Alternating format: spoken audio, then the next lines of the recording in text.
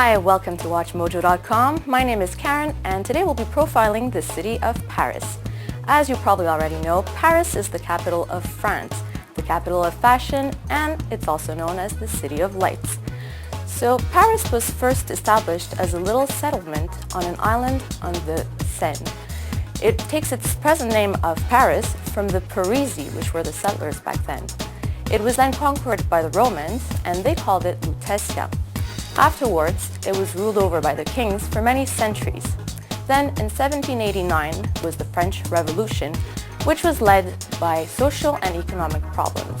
And Paris as we know it today, with its grand boulevards and its present architecture, was built by the Baron von Haussmann under Napoleon III. Now if you're planning on visiting Paris, you'll be very happy to know that there's a lot to do and a lot to see in that city.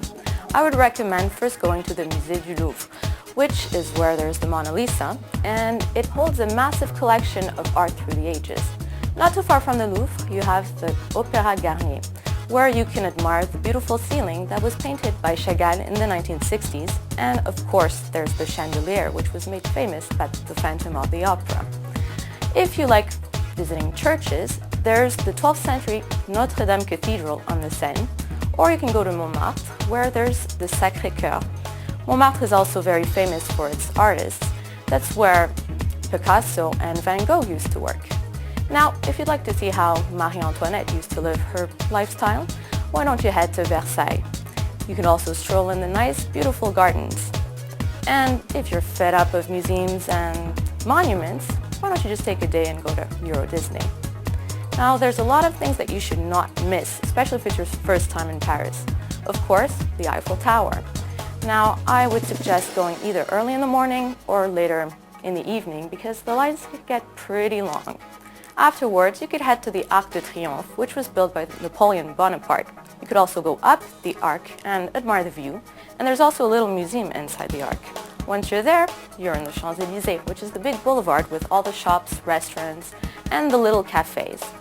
And something that should also really not be missed is a little ride on the Bateau Mouche, where you could enjoy the views from the Seine.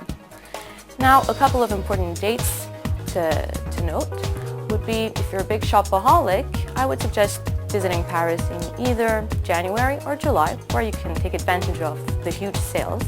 And if you're also there in July, July 14th is the national holiday. They usually have parades going on the Champs-Élysées. And if you're going around Christmas, you'll be able to enjoy the window displays they usually have at the Galeries Lafayette, which are the big department stores in Paris. Now, some famous Parisians would include authors Émile Zola and Victor Hugo, painter Claude Monet, singers Charles Aznavour and Edith Piaf, filmmaker François Truffaut, and actresses Brigitte Bardot, Sophie Marceau, and Juliette Binoche.